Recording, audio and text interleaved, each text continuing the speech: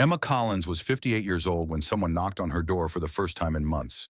She almost didn't answer, not because she was afraid, but because she had grown used to being forgotten. Emma lived in a small rented house in a quiet neighborhood outside Madison, Wisconsin.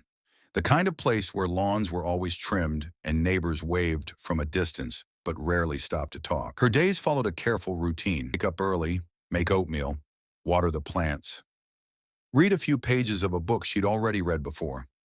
Life was quiet now. It hadn't always been.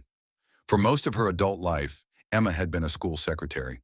She remembered children's names long after they graduated. She remembered which teachers liked their coffee strong and which ones needed reminders for deadlines. She had been the kind of person everyone depended on. Then one year, everything changed. Her husband, Daniel, passed away after a long illness. Caring for him had slowly become her whole world.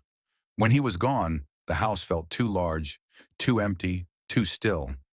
Shortly after, the school she worked at switched to a new system, and Emma was gently told it was time to retire.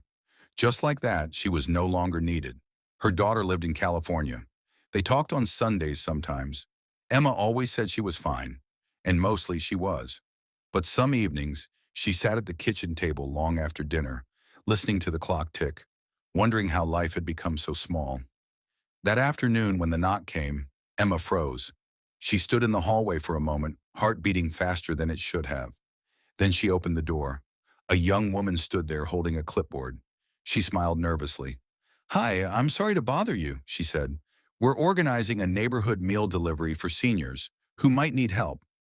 I just wanted to ask if you'd like to be included." Emma almost said no. She wasn't helpless. She wasn't weak. But then the young woman added softly, "Or, even if you don't need meals, we're also looking for volunteers, people who'd like company."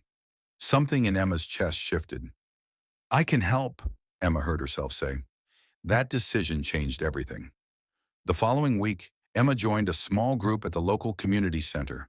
Some cooked, some packed meals, some simply sat and talked. No one asked her to explain her loneliness. No one rushed her. They just welcomed her.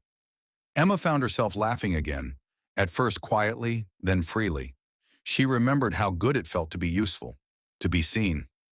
One day she met Ruth, a 72-year-old widow with sharp humor and gentle wisdom.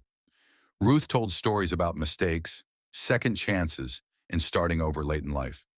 "You're not late," Ruth said once, looking straight at Emma. "You're right on time." Weeks turned into months. Emma started waking up with purpose. She volunteered 3 days a week. She baked again. She even hosted a small dinner for a few neighbors, something she hadn't done since Daniel passed. One evening, Emma sat on her porch as the sun went down, a cup of tea warming her hands. She realized she felt peaceful, not because her life was perfect, but because it was full again. At 58, Emma hadn't found a new beginning the way movies described it.